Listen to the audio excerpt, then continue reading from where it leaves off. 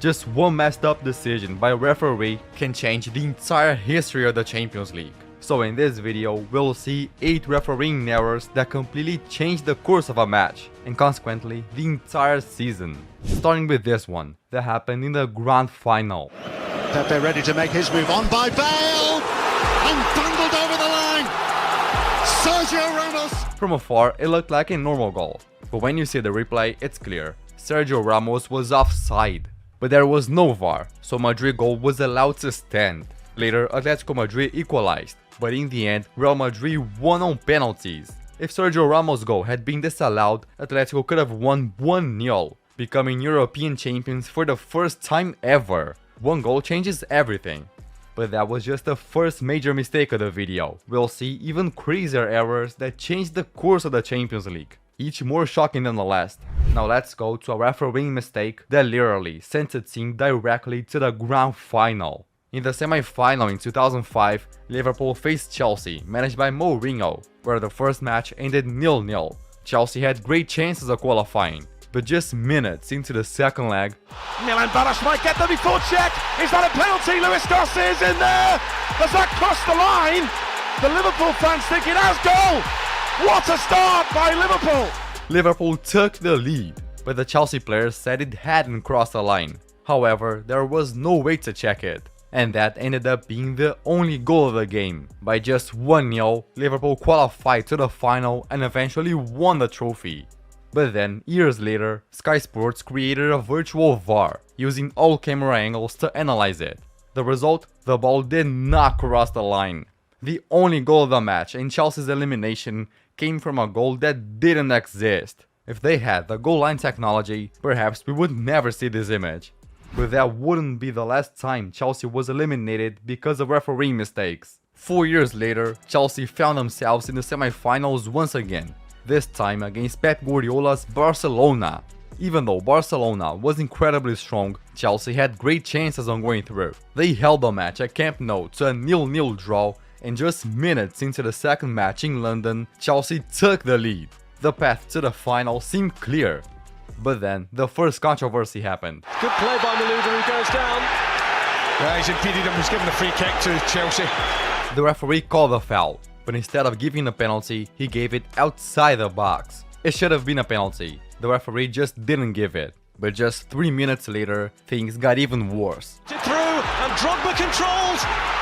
He's gone down. The referee looked at his linesman and doesn't award a penalty.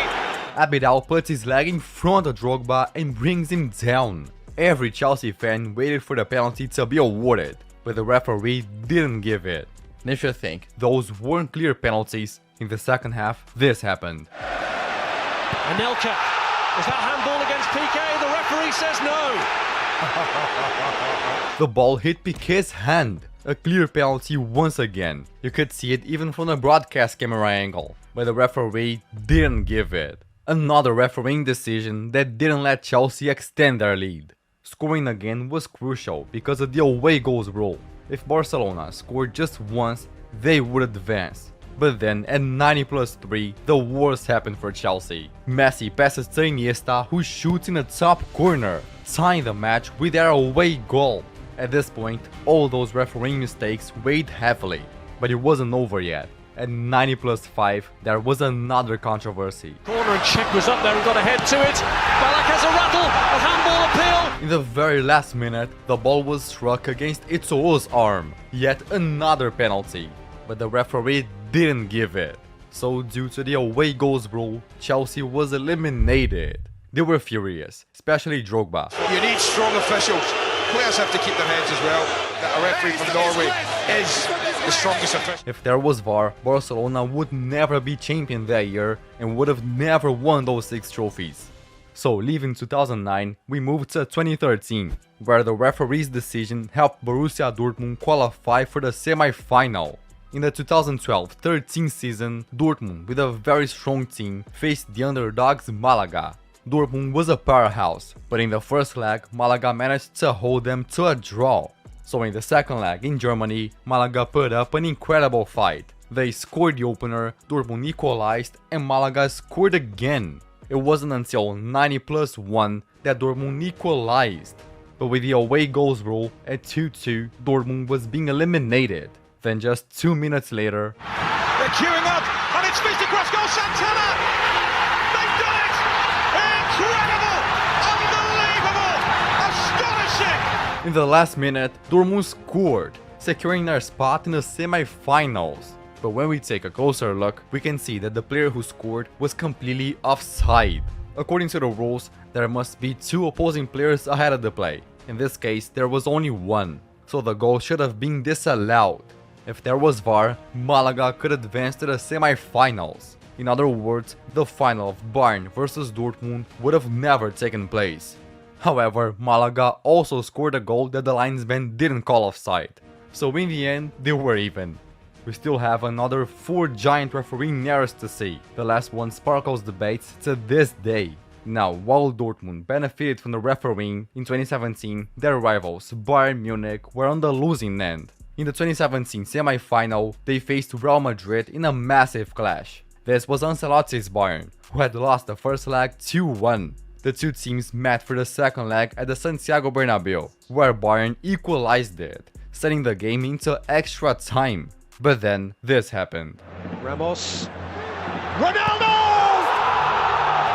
He's only gone and done it again! Looking at it from the TV, it seemed like a valid goal. But looking closely, he was clearly offside. The goal that put Real Madrid in front should have been disallowed. A single goal changes a team's entire strategy. So if that goal had been disallowed, everything could have been very different. Later, Asensio extended the lead. But there was another controversial moment. A tank that never empties. Marcelo all the way. That's terrific. That's Ronaldo. That's the tie. That's a perfect hat-trick. When Ronaldo received the ball, he was offside again. Yet another time, the goal should have been disallowed. If there was VAR, the outcome of that Champions League could have been very different. But this wasn't the only time Bayern would suffer by refereeing decisions. In the 2024 semi-final against Real Madrid again, there was another giant controversy. Both teams faced off at the Santiago Bernabeu, where after a draw in the first leg, the winner would get a spot in the final. So it was an intense game, with Real Madrid managing to make it 2-1. Bayern was on the brink of elimination. Then in the very last second, and it's long into the Real Madrid penalty area. And Muller is there, and the whistle had long gone for offside. the referee blew the whistle before the play was over, disallowing the Let's goal. The linesman raised the flag too early. So if it wasn't actually offside, this could be one of the biggest errors in Champions League history. Ahí estamos viendo la acción y parece efectivamente que No era fuera de juego. There was no offside. Bayern could have equalized it, which could completely change the course of that season. But if you think Bayern was heavily wronged in the Champions League, maybe it was a payback to what happened in 2010. In the round of 16 in 2010, Bayern faced Fiorentina, who were absolutely determined to advance. So much so that in the first leg, they made things tough for Bayern, scoring in the second half to make it 1-1. Until in the 89th minute, this happened. Sinistro, Robben, zona tiro, Robben, Frey, arriva Olic, gol!